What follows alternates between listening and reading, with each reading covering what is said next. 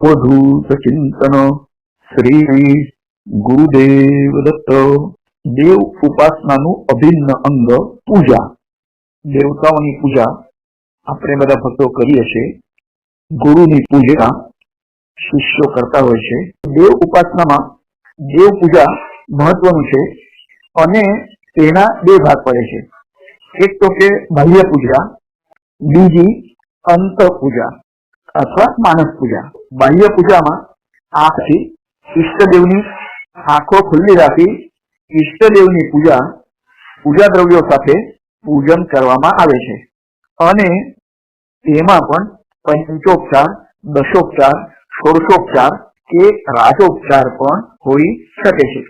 પંચોપચાર પૂજામાં 5 ઉપચારો કરવામાં આવે છે। તેમાં ગંધ, પુષ્પ, ધૂપ, દીપ અને નૈવેદ્ય।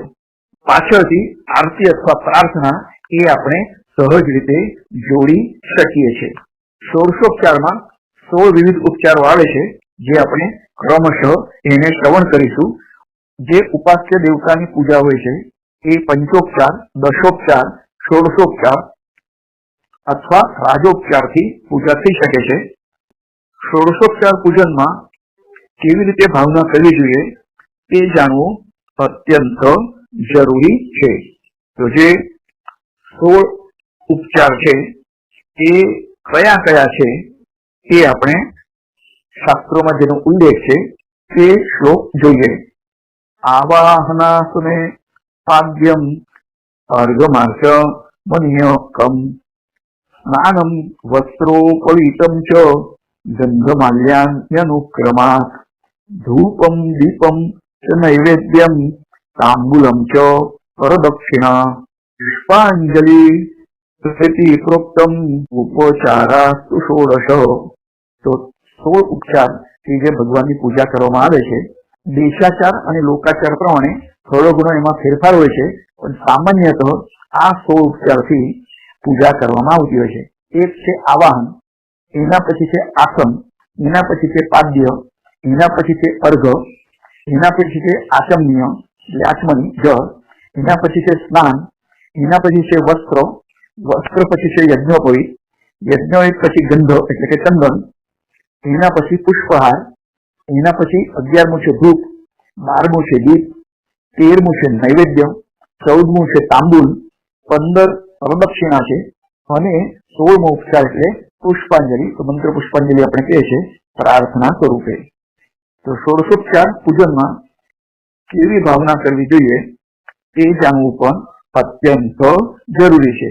અને આ 16 ઉપચારો સિવાય પણ જે દેવતાની આપણે ઉપાસના કરવાની છે, ભક્તિ કરવાની છે, તો તે દેવતાનું ધ્યાનનો જે મંત્ર હોય છે એ સૌથી પહેલા બોલવાનો છે અને એ ધ્યાન પ્રમાણે એ દેવતા સાથે આપણી ભક્તિ ઉત્તરોત્તર વધે છે।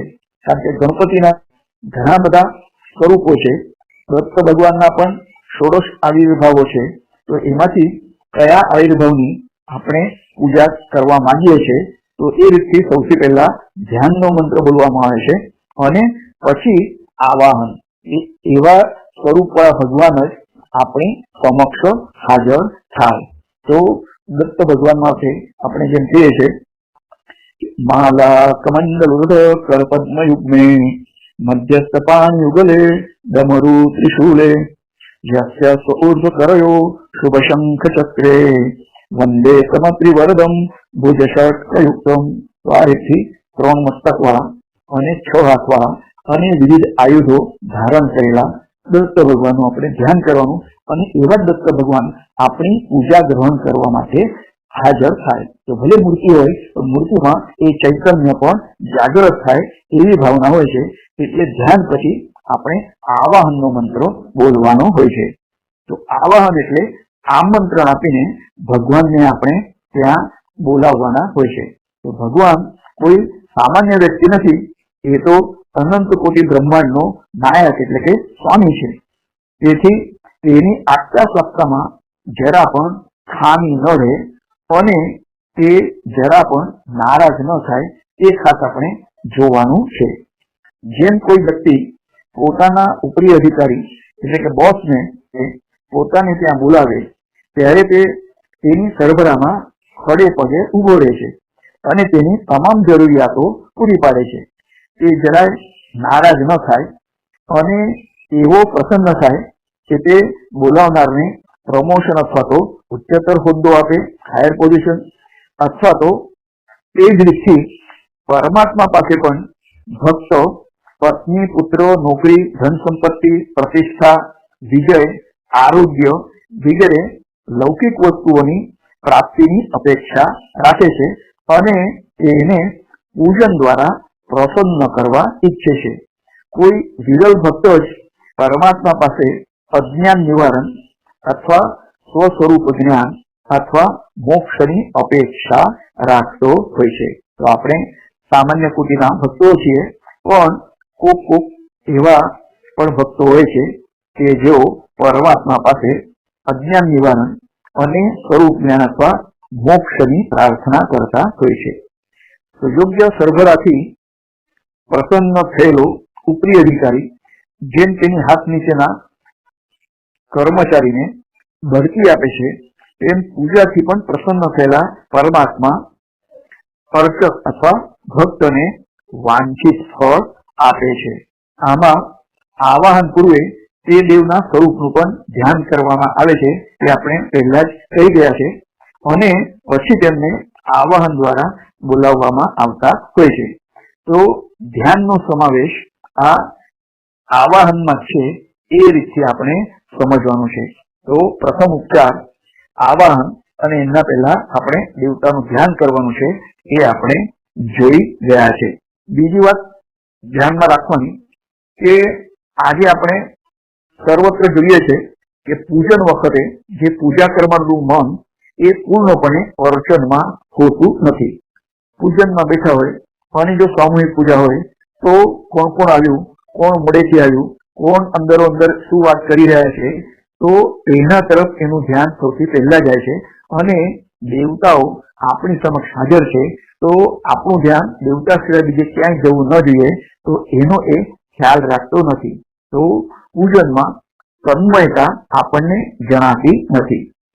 સત્યનારાયણનું પૂજન હોય કે વાસ્તુ પૂજન હોય કે કોઈ યાત્રામાં તે દેવતાનું પૂજન હોય, ત્યારે પૂજા કરનારું ધ્યાન જોઈએ એટલું પૂજામાં રહેતું નથી. આ બધી વાત બીજાને સોંપી દેવી જોઈએ અને પોતે તો ફક્ત દેવતાના અર્ચનમાં ધ્યાન લગાવી દેવું જોઈએ. પૂજન માટે આવાહિત દેવનું ધ્યાન રાખવાને બદલે આવનાર મહેમાનોમાં આપણું મન તલ્લીન રહે તો દેવ આપણા પર કેવી રીતે પ્રસન્ન થાય?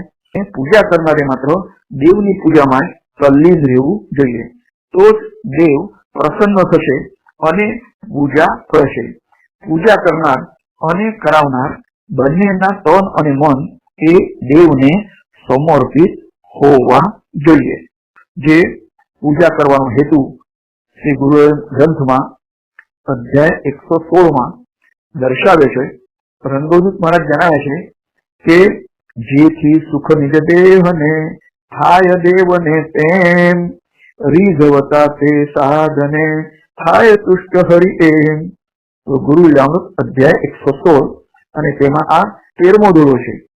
14, 15, 16, 17 અને 20 દોરા સુધી વર્ણન આપણે શ્રવણ કરીએ.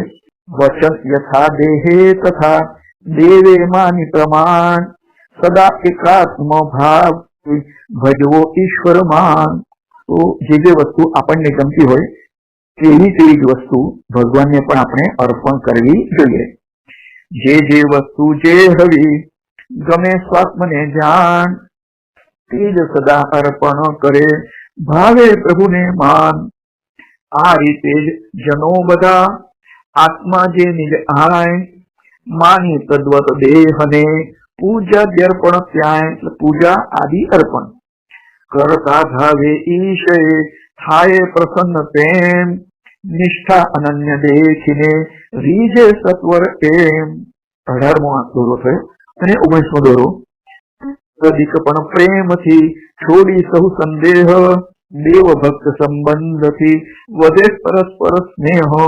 આ રીતથી પૂજાનો જે સિદ્ધાંત છે કેવી ભાવના રાખવી જોઈએ, તો એ શ્રી ગુરુરામ ગ્રંથ અધ્યાય 116 દર્શાવે છે. આજે આપણે ભગવાનનું આવાહન કર્યું. આવાહન કરી બીજું ઉપચાર છે આસન છે.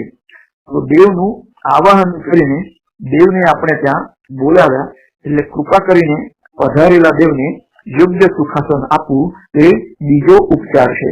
આપણે વસ્ત્રનું આસન અથવા ઊનનું આસન અથવા ધાતુનું આસન હોય તો એના ઉપર પણ મુલાયમ કપડું અથવા આસન અથવા રેશમી આસન એ ભગવાનને અર્પણ કરવું જોઈએ.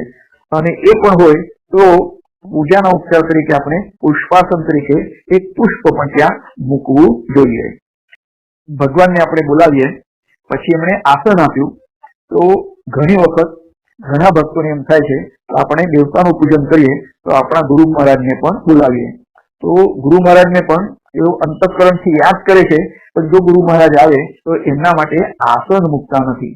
કેટલાક લોકો યજ્ઞ અને બીજા ધાર્મિક ઉત્સવોમાં પોતાના પિતૃઓને યાદ કરે છે, પરંતુ પિતૃઓ માટે તેઓ આસન મૂકતા નથી. તો ખરી રીતે એમને માટે પણ પુષ્પની પાંખડીઓ વાળું આસન આપણે રાખવું જોઈએ. અને ત્યાં બીજો કોઈ પણ માણસ જઈ શકે નહીં, એને હલાવી શકે નહીં, તો ત્યાં બેસી શકે નહીં. તો એવી જગ્યાએ એ દેવતાની બાજુમાં આપણે આસન મૂકવું જોઈએ. આસન થયું એના પછી પાદ્ય આવે છે. પાદ્ય શબ્દનો અર્થ થાય છે કે પગ ધોવાનું જળ. તો બહારથી પધારેલા દેવના પગ કચરાવાળા છે એમ માની તેમના આ ઉપચારમાં પગ ધોવામાં આવે છે. અને તેમાં આચમનીમાં પાણી લઈ હું આનાથી દેવના પગ ધોઉં છું એવી ભાવના કરી મૂર્તિના ચરણોમાં તે જળ આપણે અર્પણ કરવાનું છે. પ્રાચીન કાળમાં તો આપણા દેશમાં પાકા એટલે ડાંબરના રસ્તા તથા ગટરોનો અભાવ હોવાથી બહારથી આવનાર વ્યક્તિના પગ ધૂળ કે કાદવથી ખરડાયેલા હતા, અને તેથી ઘરમાં તે કચરો ન પ્રવેશે તે માટે ઘરની બહાર જ પગ ધોઈને પછી તેવા અતિથિને ઘરમાં પ્રવેશ કરવામાં આવતો હતો. ઘણા સમય પહેલા પ્રારંભિક કાળમાં જ્યારે રંગોદૂત મહારાજ નારેશ્વરમાં મુકામ કરતા હતા તો ત્યારે વરસાદની સિઝન હતી અને તેઓ બહાર ગામથી પગે ચાલીને કાદવ વાળા એના પગ હતા અને નારેશ્વર રોડ સ્ટેશનના બાકડા ઉપર બેઠા છે. તો નારેશ્વર રોડના જે સ્ટેશન માસ્ટર હતા તેઓ રંગદૂત મહારાજના ભક્ત હતા. આથી તેઓ તો ડોલ ભરીને પાણી લાવ્યા અને રંગદૂત મહારાજના પગ ધોવા લાગ્યા. તો રંગદૂત મહારાજે કહ્યું કે શા માટે તમે પગ ધોવો છો? ફરી પાછો નારેશ્વર જઈશ તો આ મારા પગ કાદવ વાળા તો થઈ જવાના છે. પણ ભક્ત પોતાના ઈષ્ટને આજે પાદ્ય અર્પણ કરવાનું, તો એ એમના પગ ધોઈને ચોખ્ખા કરવાનું જ વિચારતા હોય છે. પૂજનમાં આપણે પાદ્ય જોયું અને એ સ્ટેશન માસ્ટર એમને જે રંગદૂત મહારાજના પગ ધોયા તો એની ભાવના પણ આપણે શ્રેષ્ઠ છે એમ સ્વીકારવું જોઈએ. બંગાળ જેવા પ્રાંતમાં અને ઇતર સ્થળે પણ ડેલા જેવા મકાનોમાં પ્રવેશ દ્વાર આગળ ચોકડી રાખવામાં આવતી હતી અને ત્યાં પાણીની ડોલ અને લોટો પણ રહેતો હતો. તો બહારથી આવનાર વ્યક્તિ ચોકડીમાં પગ ધોઈને પછી જ ઘરમાં પ્રવેશ કરતો. વડીલ વ્યક્તિને પત્ની, પુત્ર અથવા નાના ભાઈ કે નોકર પગ ધોવડાવતા હતા. ગુરુ કે સંતના આગમન પ્રસંગે શિષ્ય ગુરુના પગ ધોવડાવી નેપકિનથી સાફ કરી તેમને ઘરમાં પ્રવેશ કરાવે છે અને તેમને યોગ્ય આસન પણ આપે છે. તો આમ સંત ગુરુ પૂજનમાં આસન અને પાદ્યનો ક્રમ બદલાય છે, પરંતુ તે પહેલા તેમને આસન ઉપર બેસાડાય છે. દેવને પણ આસન આપીને પછી પાદ્ય અપાય છે. તો આજે પગ ધોવાની ક્રિયા છે દેવની કે સંત પુરુષની કે ગુરુ મહારાજની, તો પગ મને ધોવા દો ને રઘુરાય, શતો પડ્યો મારા મનડાની માય, એ કેવટ તો એને પણ પ્રભુ રામચંદ્રજીના પગ ધોયા છે. અને જયારે એનું કારણ પૂછ્યું તો એને એ રીતે રામાયણમાં ઉલ્લેખ છે કે તમારા સ્પર્શથી તો પથ્થર પણ એ સ્ત્રી બની જાય છે. તો જો કદાચ મારી હોળી એક બીજી સ્ત્રી થઈ જાય તો બબ્બે સ્ત્રીનું ભરણ પોષણ કેવી રીતે કરવું? આથી તમારા પગને હું ધોઈ નાખું છું. તો આ આપણે પાદ્ય એ આપણે જોઈ છે. અને એના પછી અર્ઘ એ ચોથો ઉપચાર છે એ આપણે જોઈએ છે. તો અર્ઘ શબ્દનો એ અર્ઘ એટલે કે પૂજન કરવું, સત્કાર કરવો, એ ધાતુ પરથી આ અર્ઘ શબ્દ બન્યો છે અને તેનો અર્થ સત્કાર કરવો એમ થાય છે. તો આપણે ત્યાં પધારેલા અતિથિ દૂરથી આવ્યા છે, થાકેલા છે અને થાક ઉતારવા આજે જેમ આપણે ચા કોફી કે ઠંડુ પીણું એટલે કે શરબત આપવામાં આવે છે, તેમ પ્રાચીન કાળમાં અતિથિને ગોળનું પાણી આપવામાં આવતું, જેથી તેનો થાક દૂર થઈ જાય અને તાજા બને. અને ભગવાનને અર્ઘ આપતી વખતે તાંબાના વાસણમાં ચંદન પુષ્પ, ફળ અને હિરણ્ય એટલે કે નાણું મૂકીને તે જળ ભગવાનને અર્પણ કરવાનું હોય છે. જે અર્ઘને બદલે કેટલાક લોકો અર્ઘ્ય એમ શબ્દ વાપરે છે. તો અર્ઘ્ય શબ્દ એ અર્ઘ શબ્દ પરથી જ બનેલો છે અને તેનો અર્થ અર્ઘ એટલે કે સત્કારને યોગ્ય વ્યક્તિ એવો થાય છે. તો જે ઉપચારમાં ચોથો ઉપચાર છે તેને આપણે અર્ઘ એમ જ કહીશું. એના પછી આચમનીય એ પાંચમો ઉપચાર છે. આચમન કરવા માટેનું જળ આપવાનું. તો આપણે જેમ નાસ્તો કર્યા પછી હાથમાં ધોઈએ છીએ, તેમ ભગવાનને અર્ઘ આપ્યા પછી મુખ સાફ કરવા માટે આચમની ભરીને જળ આપવામાં આવતું હોય છે. તો આ પાંચમો ઉપચાર આચમનિયમ છે. એના પછી છઠ્ઠો ઉપચાર છે સ્નાન.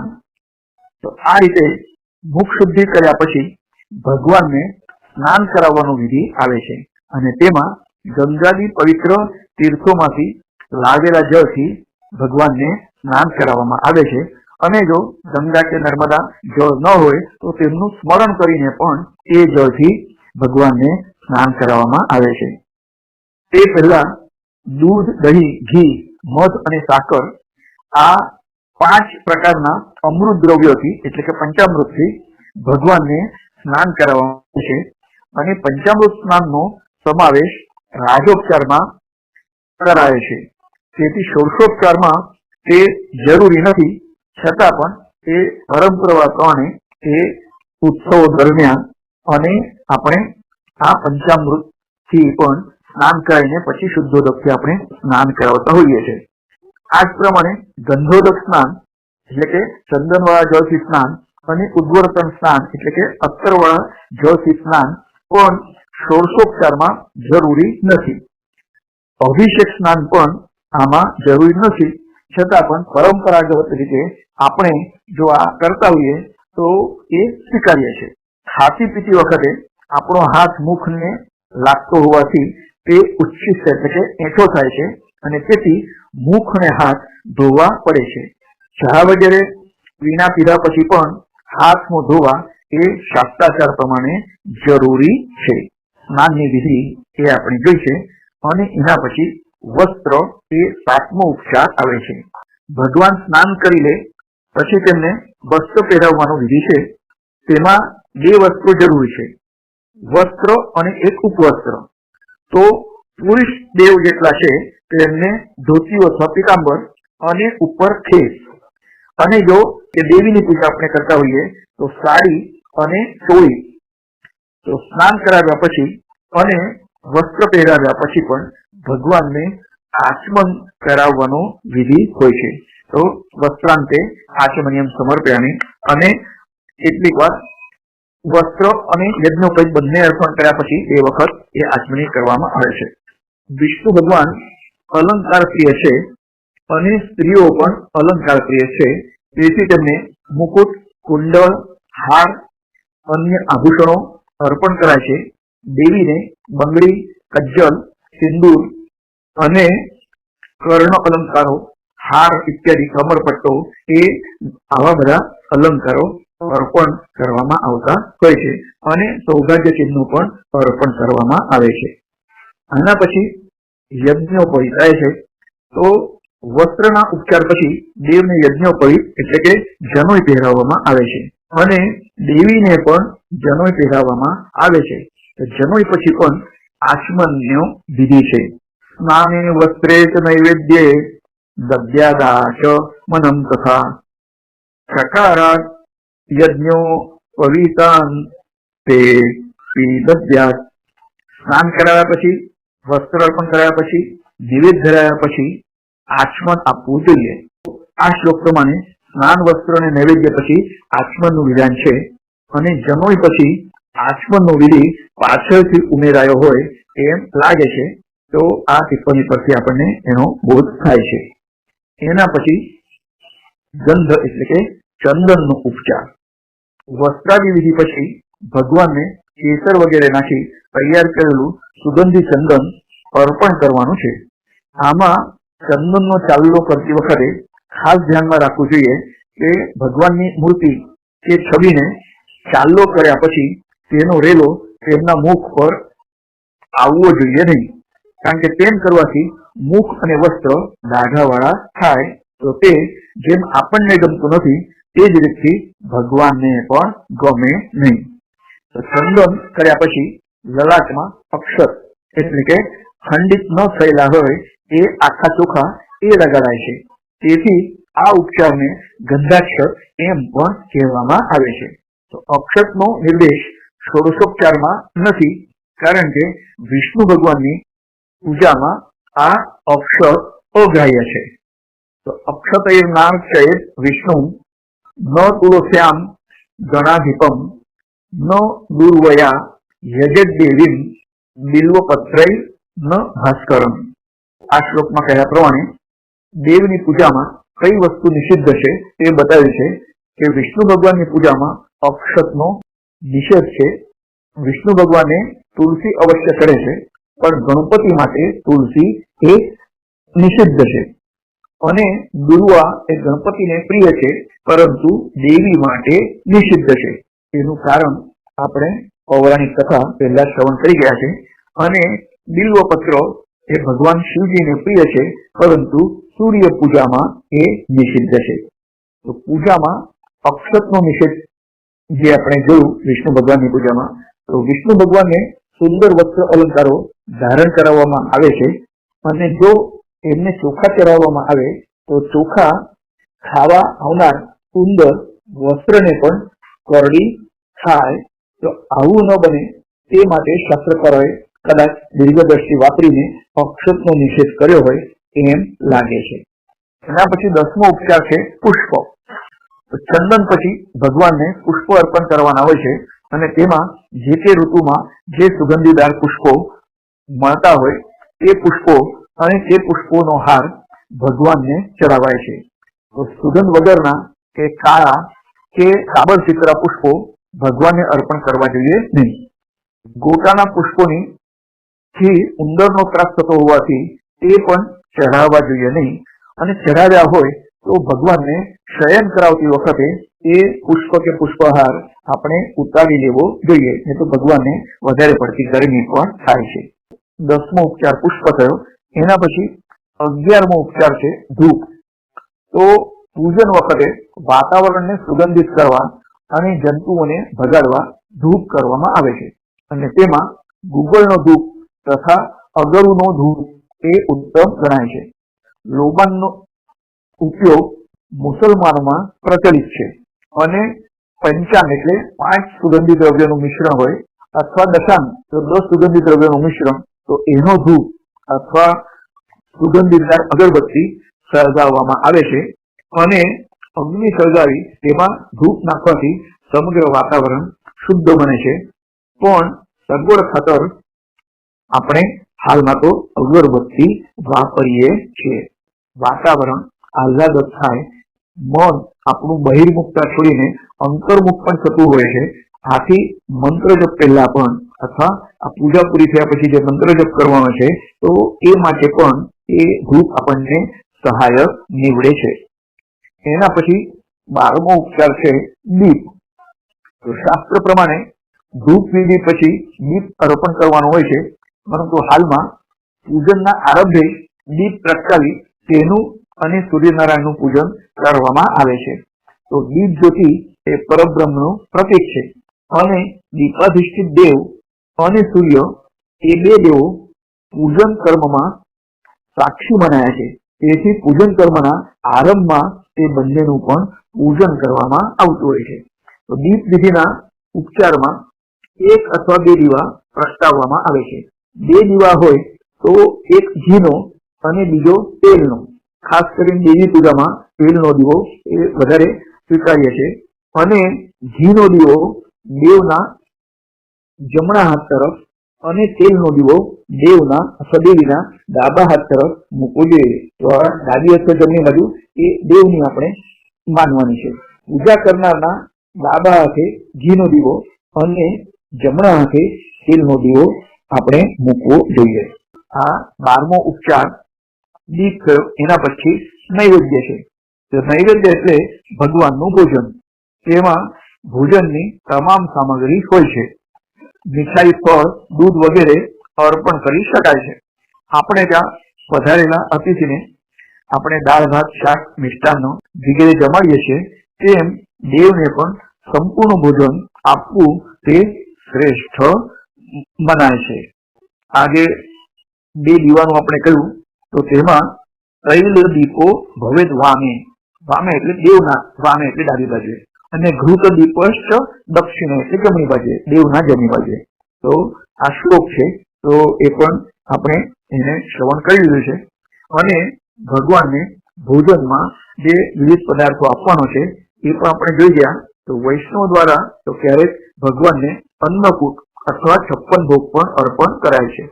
નૈવેદ્ય ભગવાનને ધરાવીએ પછી તે પ્રસાદ કહેવાય છે. પ્રસાદનો અર્થ કૃપા, મહેરબાની એવો થાય છે. તો ગણપતિના પૂજનમાં ગોળ અને ઘીનું નૈવેદ્ય અર્પણ કરાય છે. અને તે ઉચિત નથી. તેમને તૈયાર મોદક એટલે કે લાડુ એ અર્પણ કરવો જોઈએ. અને એના અભાવમાં આપણા આચાર્ય એક પડિયામાં ઘી અને બીજા પડિયામાં ગોળ મૂકી નૈવેદ્ય અપાવે છે. હવે કલ્પના કરો કે તમને કોઈ ભોજન માટે બોલાવે અને થાળીમાં લાડુને બદલે ગોળનું ઢેફું અને ઘી મૂકે તો તમે રાજી થશો કે ખીજાશો? તો સગુણ ઉપાસનાની પૂજાનો મુખ્ય સિદ્ધાંત યથા દેહે તથા દેવે છે. જેવું આપણને ગમે તેવું જ દેવને ગમે. તો એ ન્યાયથી તમામ ઉપચારોમાં આપણે જે રીતથી તે ઉપચારનો ઉપયોગ કરતા હોઈએ તે રીતે દેવની બાબતમાં પણ કરવું જોઈએ. દેવ પ્રસન્ન થાય. અને તેથી જ સત્યનારાયણની પૂજામાં ભગવાનને મુખ્ય નૈવેદ્ય શીરાનું ધરાવાય છે. નૈવેદ્ય અને એને અર્પણ કરવાનો વિધિ. તો ભગવાનને જ્યારે આપણે નૈવેદ્ય અર્પણ કરવાનો હોય એનો વિધિ આયુર્વેદ શાસ્ત્રાનુસાર છે કે આયુર્વેદ પ્રમાણે જમતા પહેલા માણસે એક આચમન કરી ઘી વાળા ભાતના 5 કોળિયા જમીને પછી ભોજન શરૂ કરવાનું હોય છે. તો મધ્યમાં પાણી પી લેવાનું અને અંતમાં એક જ આચમની જળ લેવાનું.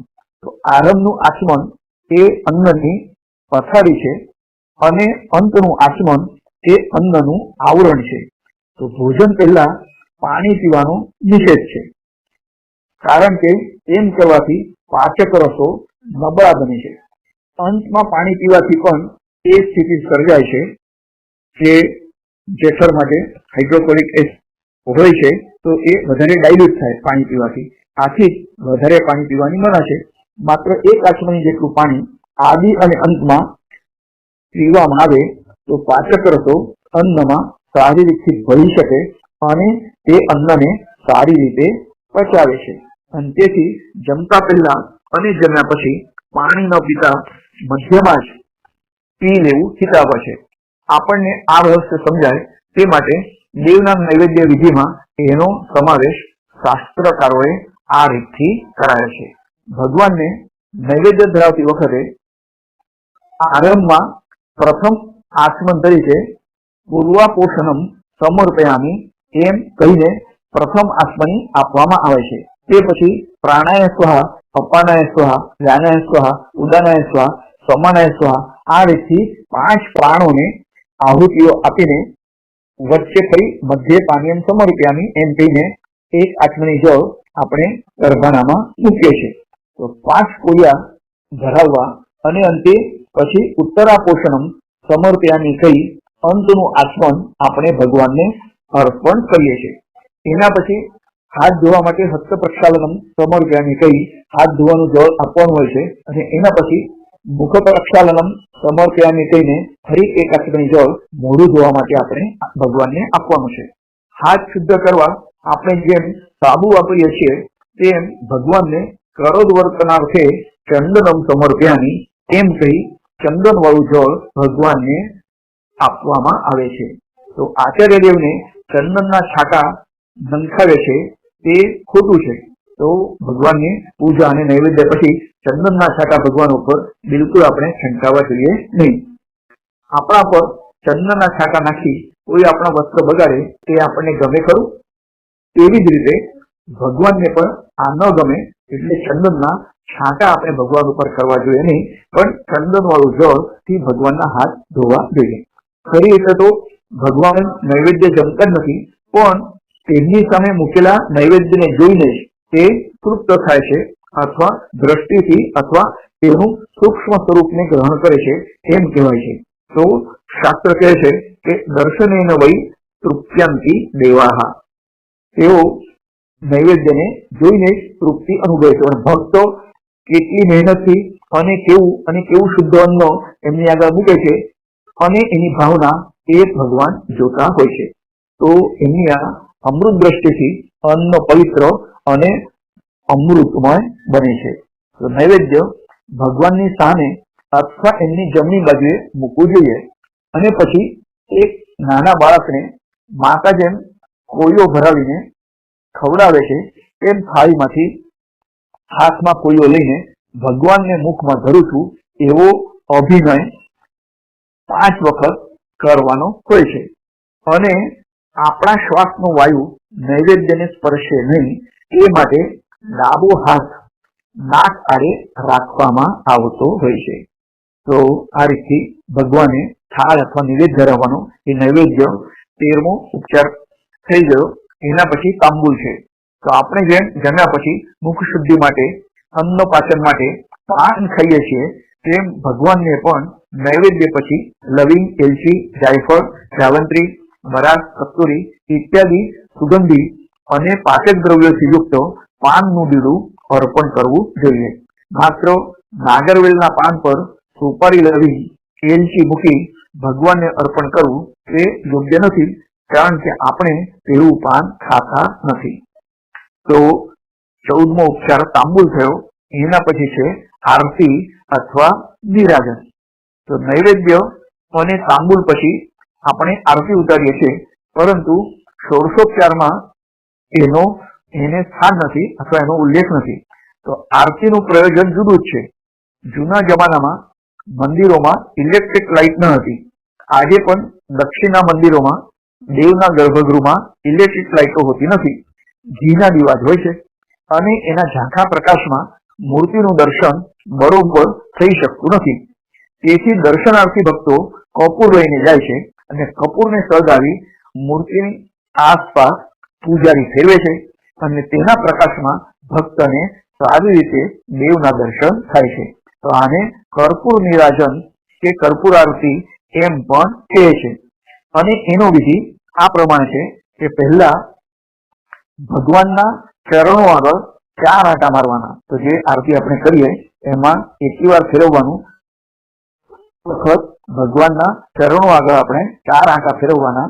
એના પછી 2 આંટા આપણે ભગવાનની નાભી પાસે ફેરવવાના અને છેવટે મુખ પાસે 1 આંટો ફેરવવાનો અને આખા શરીર ફરતે 7 આંટા કર્પૂર આરતીના ફેરવવાના હોય છે.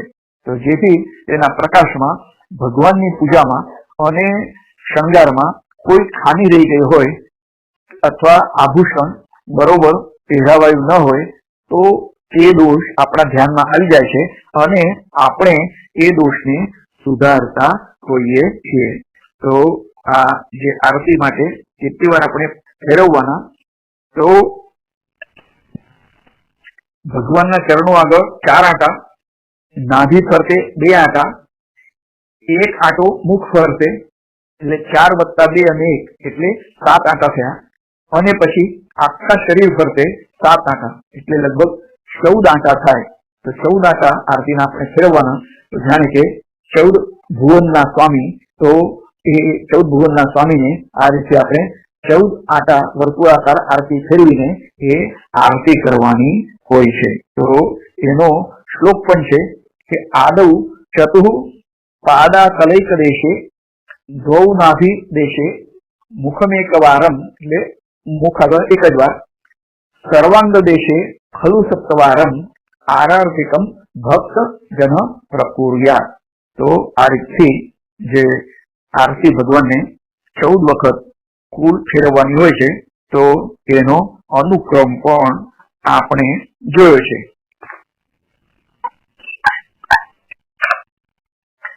ટૂંકમાં આને પૂજાનું ઇન્સ્પેક્શન પણ આપણે કહી શકાય. તો આ મૂળ રહસ્ય ભૂલાઈ ગયું, અને આજે પૂજામાં લાંબી લાંબી આરતીઓ 1 2 3 4 5 આરતીઓ ગાવાની, અને દેવને આરતી આપવાની, અને બીજાઓએ આરતી લેવાની પ્રથા શરૂ થઈ ગઈ છે. આરતીમાં છેલ્લે કપૂર સળગાવવાનો વિધિ મૂળ પ્રથાની યાદ આપે છે. ઉપચારોની બાબતમાં પણ મતભેદ છે. મૂળ વિધિ પ્રમાણે નૈવેદ્ય પછી તાંબુલ પણ નથી, અને તાંબુલને બદલે 14મો વિધિ નમસ્કારનો છે, અને ત્યારબાદ 15મો પ્રદક્ષિણા અને 16મો વિસર્જન સાથે ષોડશોપચાર વિધિ પૂરો થાય છે. તો એક માન્યતા મુજબ યજુર્વેદીઓએ નૈવેદ્ય પછી તાંબુલ અને નિરાજન એટલે મૂળ અર્થમાં દર્શન માટે 14 આંટા ફેરવવા તેનો વિધિ શરૂ કર્યો છે. એના પછી પ્રદક્ષિણા છે. તો પ્રદક્ષિણા, દક્ષિણ એટલે જમણી બાજુ. તો જે પણ દેવતાની આપણે ઉપાસના પૂજા કરવાની છે, એમને પોતાની જમણી બાજુ તરફ રાખીને એ દેવતાની ગોળ ફરવાનું, તો એને પ્રદક્ષિણા કહેવામાં આવે છે. તો પ્રદક્ષિણા એટલે દેવની મૂર્તિ પોતાના દક્ષિણ એટલે જમણા હાથ તરફ રહે એમ રાખીને તેની આગળ પાછળ ફરવું. તો આ પ્રદક્ષિણામાં પણ દેવની 1 પ્રદક્ષિણા કરવાની હોય છે, સૂર્યની 7 પ્રદક્ષિણા કરવાની હોય છે, ગણપતિ ભગવાનની 3 પ્રદક્ષિણા કરવાની હોય છે, અને વિષ્ણુ ભગવાનની 4 વખત પ્રદક્ષિણા કરવામાં આવે છે, જ્યારે શંકર ભગવાનની અડધી પ્રદક્ષિણા કરવામાં આવે છે.